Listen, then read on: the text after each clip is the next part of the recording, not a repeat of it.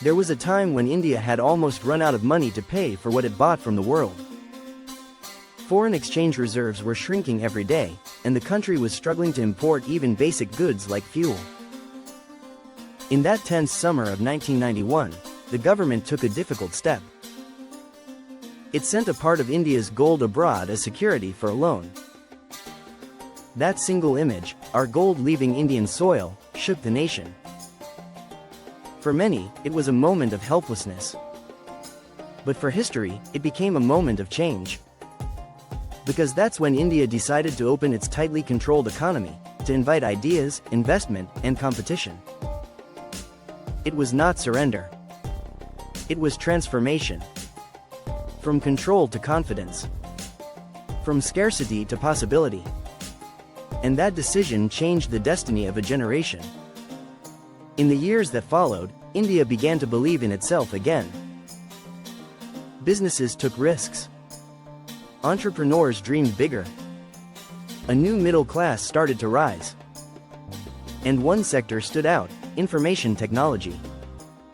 The government gave it space, and India's engineers did the rest.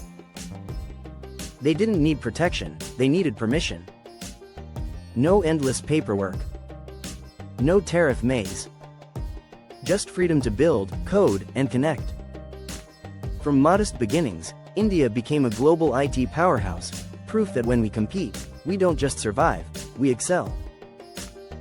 The boldness of 1991 changed India, but only in parts.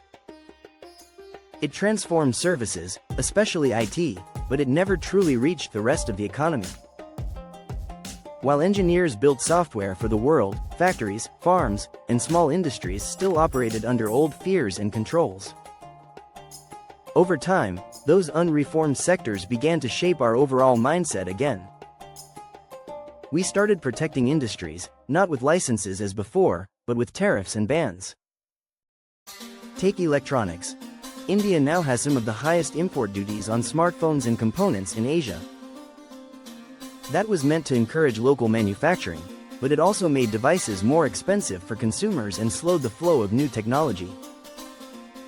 Look at automobiles. Cars and electric vehicles imported from abroad face duties of 70 to 100%. The noble idea is to build, make in India, or even Swadeshi. But the result is often the opposite. Many global EV brands stay away, and local firms get less reason to innovate. Even in agriculture, sudden export bans on rice, onions, or wheat help control domestic prices for a season.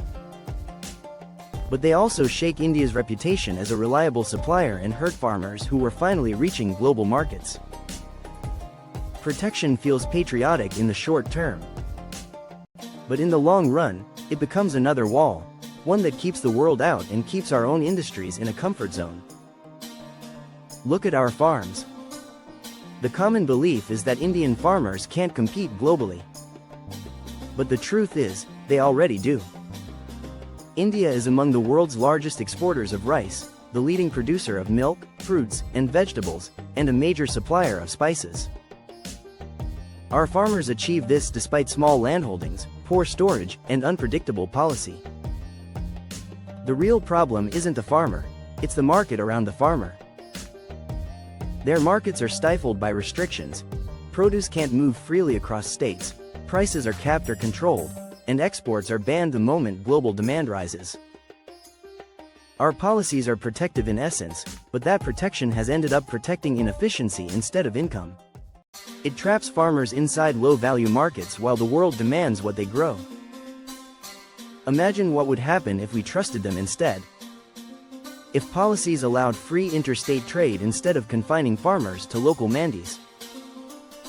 If export bans were replaced by stable, predictable trade rules that let them plan seasons ahead. If we built cold chain logistics, food processing clusters, and farm-to-port corridors, so that a crop grown in Bihar could reach Dubai or Tokyo before it loses freshness. And if technology, satellite data, precision irrigation, AI-based price forecasts, were made accessible and affordable, farmers could produce for global demand, not local uncertainty. That is the kind of freedom the IT sector got in the 1990s, a connected, trusted, and open ecosystem. Not hand-holding, but hands-off confidence. The same trust. The same opportunity. Because farmers don't need pity, they need policy that trusts their potential. Liberalization 2.0 isn't about selling everything to the private sector. It's about freeing the energy that's already inside India. It means stable and predictable trade rules. Lower tariffs that invite innovation, not block it.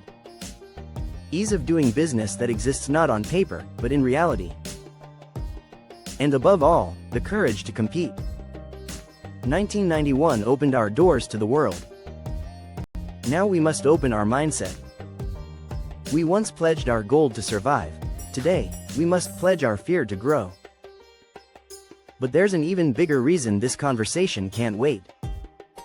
The world is entering Industry 4.0, a phase driven by automation, robotics, biotechnology, and artificial intelligence. And beyond that lies AGI, artificial general intelligence, where machines can learn, reason, and design faster than entire industries. If India meets this era with protectionist walls, our traditional sectors will suffer first. In agriculture, smart sensors, precision irrigation, and AI-based crop analytics are transforming yields everywhere. If we keep imports expensive and collaborations difficult, these technologies will stay out, and our farmers will be left competing with algorithms they never got to use. In textiles and manufacturing, robotics and 3D weaving are cutting costs worldwide. But when we raise duties on imported machinery or make data sharing across borders complicated, our small and medium enterprises cannot modernize. Instead of exporting fashion, we end up exporting raw cotton, again. Even in automobiles and electronics, protection slows down adoption of clean and connected tech. A closed market gives local players short-term safety, but in a world run by AI supply chains and automated factories, safety without speed is decline.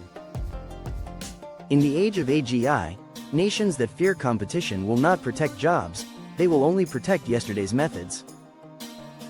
If we stay open, if we welcome new technologies, joint ventures, and knowledge flows, our farmers can use drones and data to boost yields, our textile units can adopt global automation standards, and our manufacturers can plug into worldwide digital supply networks. Openness won't replace Indian talent, it will multiply it. That's the real meaning of Liberalization 2.0, not foreign dependence, but global competence. Liberalization wasn't a one-time policy, it was a change in character. It proved that courage achieves more than control, and that trust in people is stronger than protection from the world. India doesn't need another crisis to rediscover that truth. It only needs the same confidence it showed in 1991.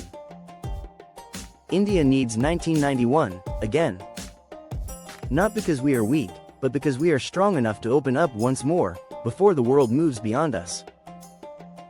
If this vision makes sense to you, if you believe India grows stronger by opening up, not by closing in, then like, comment, and share this video. Tell me what you think. Can India embrace another liberalization without waiting for another crisis? And don't forget to subscribe.